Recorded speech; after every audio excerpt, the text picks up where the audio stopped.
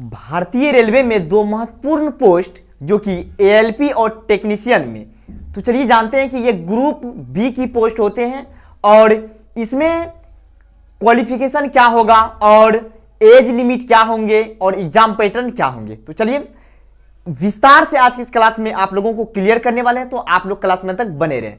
तो सबसे पहले आप लोगों का एक ही प्रश्न होता है कि इसमें क्वालिफिकेशन क्या होनी चाहिए। यदि आईटीआई किए हुए हैं या किसी तरह के आप बैचलर ऑफ इंजीनियरिंग में अगर आप लिए हुए हैं तो आपका उसमें कौन कौन से ट्रेड से किए हैं तो आप फॉर्म भरने के लिए एलिजिबल होते हैं। तो चलिए आज क्लियर करने वाले हैं आप लोगों को, तो आप लोग क्लास में तक बने रहे।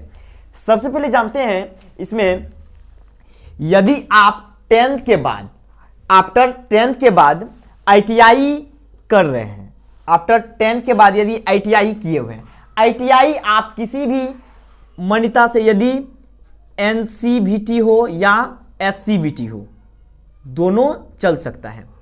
आपका आईटीआई एनसीवीटी से हो या एससीवीटी, दोनों से किए हैं तो आपका चल सकता है। और उसके बाद 10th के बाद यदि डिप्लोमा किए हैं तो तब पर भी आप लोग फॉर्म भरने के लिए एलिजिबल हैं। अदरवाइज ये दोनों नहीं भी किए हैं तो आप किसी भी अपना बैचलर ऑफ इंजीनियरिंग किए हैं या आप टेक्नोलॉजी से किए हैं या बैचलर ऑफ इंजीनियरिंग किए हैं तो तब पर भी आप लोग फॉर्म भरने के लिए एलिजिबल हैं। तो जानते हैं कौन कौन से ट्रेड से किए हैं। इलेक्ट्रिकल से किए हैं तो फॉर्म भरने के लिए एलिजिबल होते हैं। मैकेनिकल और ऑटोमोबाइल फिटर, इस तरह के ट्रेड से यदि आप किए हुए हैं तो आप फॉर्म भरने के लिए एलिजिबल होते हैं। यदि इन सभी ट्रेड या इन सभी क्वालिफिकेशन आपके पास है तो आप दोनों पोस्ट भरने के लिए एलिजिबल होते हैं। एएलपी और टेक्नीशियन के दोनों पोस्ट भर सकते हैं। यदि आप, बहुत स्टूडेंट का ये भी प्रश्न होता है, यदि इन सभी में से नहीं भी है तो हम लोग क्या फॉर्म भर सकते हैं? आप लोग फॉर्म बिल्कुल नहीं भर सकते हैं। हाँ, एक पोस्ट जरूर आप भर सकते हैं। यदि 12th में, यदि आपका 12th में पीसीएम हो, फिजिक्स केमिस्ट्री मैथ, तो आप टेक्नीशियन के पोस्ट भरने के लिए एलिजिबल होते हैं। ये आप एक पोस्ट भरने के लिए एलिजिबल होते हैं, सिर्फ टेक्नीशियन के, वो भी आपका 12th में फिजिक्स केमिस्ट्री मैथ है तो तभी आप फॉर्म भरने के लिए एलिजिबल होते हैं। तो चलिए जानते हैं इसमें एग्जाम पैटर्न। चलिए एग्जाम पैटर्न जान लेते हैं। देखिए आपका एग्जाम पैटर्न क्या होगा। आपका जो एग्जाम होगा उसमें सबसे पहला जो एग्जाम होगा CBT 1, CBT 2 और साइको टेस्ट। चलिए जानते हैं किसके लिए CBT 2 और CBT 1 और CBT 2। CBT 2 में दो पेपर होंगे, एक होगा पार्ट 1 और पार्ट 2। विस्तार से समझते हैं। सबसे पहले CBT 1 जो होंगे ये एएलपी और टेक्नीशियन, ये दोनों अभ्यर्थी को एग्जाम देने होंगे। CBT 1 जो है ये क्वालिफाई नेचर का होगा, इससे आपका मेरिट से कोई लेना देना नहीं। और इसमें ध्यान रहे सभी में 1/3 का नेगेटिव मार्किंग रहेगा, आगे आपको बताएंगे। लेकिन अभी आप यहां सिर्फ ये जानिए, आपका ये सिर्फ क्वालिफाई नेचर का होगा। CBT 1, CBT 1 में सिर्फ आपको क्वालिफाई यानी कि होंगे और उसके बाद आपका CBT 2 जो होगा इसमें आपका मेरिट होगा। तो ये पेपर दोनों अभ्यर्थी को देना होगा, यानी एएलपी और टेक्नीशियन के दोनों अभ्यर्थी ये पेपर देंगे। उसके साथ ही CBT 2 में दो पेपर होंगे। CBT 2 में दो पेपर होंगे। तो पहला पार्ट 1 जो है ये भी दोनों देंगे, यानी एएलपी और टेक्नीशियन के अभ्यर्थी दोनों ही ये भी पेपर देंगे। और पार्ट बी जो है ये CBT का, तो ये सिर्फ जो है ये एएलपी के स्टूडेंट देंगे। कौन देंगे? सिर्फ एएलपी के स्टूडेंट। और इसमें जो है कि आपका क्वेश्चन किससे पूछे जाते हैं? ट्रेड से रिलेटेड। आपका जो भी ट्रेड से आप आईटीआई किए हैं या डिप्लोमा किए या बैचलर ऑफ इंजीनियरिंग किए हैं उसी के रिगार्डिंग आपका क्वेश्चन भी पूछे जाते हैं। तो ये सिर्फ एएलपी के स्टूडेंट यानी कि लोको पायलट जो होंगे यानी उसके लिए फॉर्म फिल करेंगे, सिर्फ वो। अदरवाइज यदि आप चाहते हैं टेक्नीशियन का पोस्ट और एएलपी दोनों भरने के लिए तो आप इन सभी एग्जाम को देना होगा। तो उसके बाद जो होता है ये साइको किसके लिए होता है, ये साइको एक तरह से आपका आंख का टेस्ट होता है जो कि ये एएलपी के लिए होते हैं, ये सिर्फ एएलपी स्टूडेंट ही देंगे।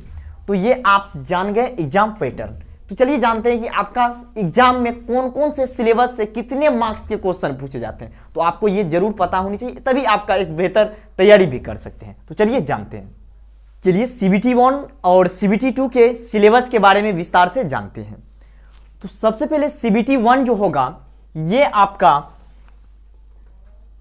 ALP और टेक्नीशियन दोनों अभ्यर्थी ये पेपर देने होंगे।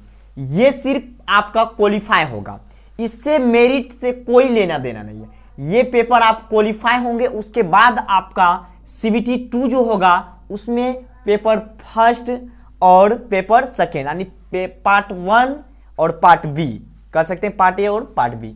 तो चलिए CBT 1 के ये ALP और टेक्नीशियन दोनों अभ्यर्थी एग्जाम देंगे। तो इसमें मैथ से 20 क्वेश्चन पूछे जाएंगे, रीजनिंग से 25 क्वेश्चन, साइंस से 20 क्वेश्चन और GS से 10 क्वेश्चन होंगे। तो टोटल क्वेश्चन की बात करें 75 क्वेश्चन होगा, 60 मिनट के टाइम दिए जाएंगे और 1/3 का नेगेटिव मार्किंग होगा। ये आपको ध्यान में रखना होगा, इसमें नेगेटिव मार्किंग भी है, 1/3 का है। वहीं बात करें CBT एग्जाम पेपर 2 का, तो पार्ट ए में जो होगा इसमें मैथ से 25 क्वेश्चन पूछे जाएंगे, साथ ही रीजनिंग से 25 क्वेश्चन और साइंस और इंजीनियरिंग ड्राइंग से 40 क्वेश्चन होंगे। उसके बाद GS से 10 क्वेश्चन होंगे। टोटल नंबर ऑफ क्वेश्चन की बात करें 100 होगा और इसमें 90 मिनट के टाइम दिए जाएंगे यानी समय। उसके बाद 1/3 का इसमें भी नेगेटिव मार्किंग है। ये पेपर कौन अभ्यर्थी देंगे, ये भी ALP और टेक्नीशियन दोनों अभ्यर्थी ये भी पेपर देंगे, ठीक ना। ये पेपर ALP और टेक्नीशियन के दोनों अभ्यर्थी देंगे। और वहीं बात करें पार्ट 2 जो है, ये पार्ट CBT का पार्ट 2 और पार्ट 1 दोनों देंगे।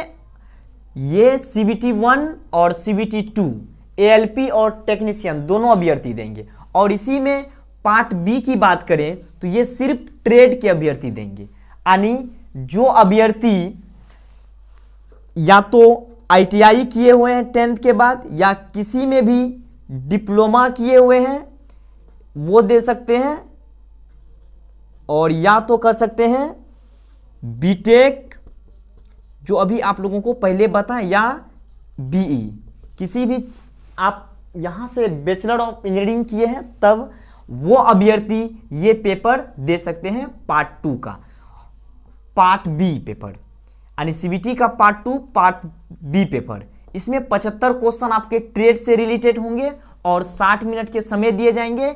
इसमें पास मार्क्स सिर्फ लाना होगा। यदि ये पेपर आपका क्वालिफाइड होता है तो तभी आपका जो है ये पेपर चेक किए जाएंगे। ये ALP के लिए है, जो असिस्टेंट लोको पायलट के लिए फॉर्म फिल करेंगे। तो मिनिमम इसमें 35% मार्क्स लाना होता है, यानी 75 का यदि आप 35% करेंगे तो जितना आएगा वो मार्क्स यदि आप लाते हैं तभी आपका सिलेक्शन के लिए आपका ये जो है CBT पार्ट 2 का पेपर ए ये चेक होंगे। तो ये आप समझ गए। चलिए जानते हैं एज के बारे में, जान लेते हैं थोड़ा। एज आपका क्या होगा और आप लोगों का एज से रिलेटेड जितने भी डाउट हैं चलिए क्लियर कर देते हैं। आपका एज कब से काउंट किए जाएंगे? देखिए एज की बात करें जनरल से, यानी कि यदि जनरल है तो 18 से 30 वर्ष के बीच में है तो आप फॉर्म भर सकते हैं। वहीं OBC की बात करें तो एज में 3 साल की छूट होती है, और SC ST की बात करें तो वहीं पे 5 वर्ष की छूट होते हैं। तो ये कुछ एज में रिलेक्शन है SC ST और OBC के लिए। तो यहाँ तक आप लोगों का जितने भी प्रश्न थे और सारे प्रश्न को आज की इस क्लास में आप लोगों का क्लियर करने का कोशिश किए। तो चलिए मिलते हैं अगले कुछ अपडेट के साथ, और यदि अभी तक आप लोग इस चैनल से नहीं जुड़े हैं तो जुड़ जाइए। इसी तरह के अपडेट इस चैनल के माध्यम से मिलती रहती है। तो चलिए मिलते हैं अगले कुछ अपडेट के साथ। तब तक के लिए जय हिंद, वंदे मातरम।